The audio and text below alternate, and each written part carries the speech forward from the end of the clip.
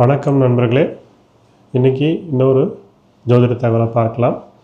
பொதுவாக நம்ம வாரேஷா அப்படின்னு சொல்லுவோம். வாரேஷா அப்படிங்கிறது ஒன்று கிழமை நாதன் சொல்லுவோம். அதாவது நீங்கள் ஒவ்வொரு கிழமையில் பிறந்திருப்பீங்க. ஏன்னா ஒவ்வொரு ஜாதகம் ஒவ்வொரு கிழமையில் பிறந்திருப்போம் கட்டாயமாக. ஸோ இது எப்படி நம்ம கணக்கு பண்ணணும்னு பார்த்தீங்க அப்படின்னா, சூரிய உதயத்துலேருந்து அடுத்த நாள் சூரிய உதயம் வரைக்கும் ஒரு நாள் கணக்கு நமக்கு. ஸோ அப்போ காலையில் சன்ரைஸ், அப்போ இன்றைக்கி நம்ம நைட்டு மிட் நைட்டுக்கு மேலே 12 மணிக்கு மேலே உள்ளது போட்டு குழப்பிக்கூடாது. ஸோ புதன்கிழமை நடத்தோம்னா புதன்கிழமை காலையில் 5:45 சன்ரைஸ் ஆகுது அப்படின்னா, அடுத்த நாள் வியாழக்கிழமை காலையில் 5:44 வரைக்கும் இல்லை 5:40 வரைக்குமோ அந்த டே இருக்கும். அதுதான் கணக்கு. ஸோ அதுக்கு முன்னாடி நீங்கள் பிறந்திருந்தால் கண்டிப்பாக அதை புதன்கிழமை தான் கன்சிடர் பண்ணணும் ஜாதகம் இப்படி உள்ளதில். ஸோ இதுதான் ஜோதிடத்தில் கூட ட்ரெடிஷ்னல் மெத்தட். அதனால் நீங்கள் இந்த கிழமை நாதனை கண்டுபிடிக்கிறதுக்கு கன்ஃபியூஷன் ஆக வேண்டாம்.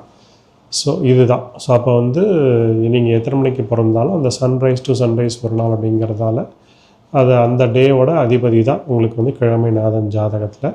ஸோ இந்த கிழமை நாதனாக வரக்கூடிய கிரகம் சப்போஸ் செவ்வாய்க்கிழமை பிறந்திருக்காரு.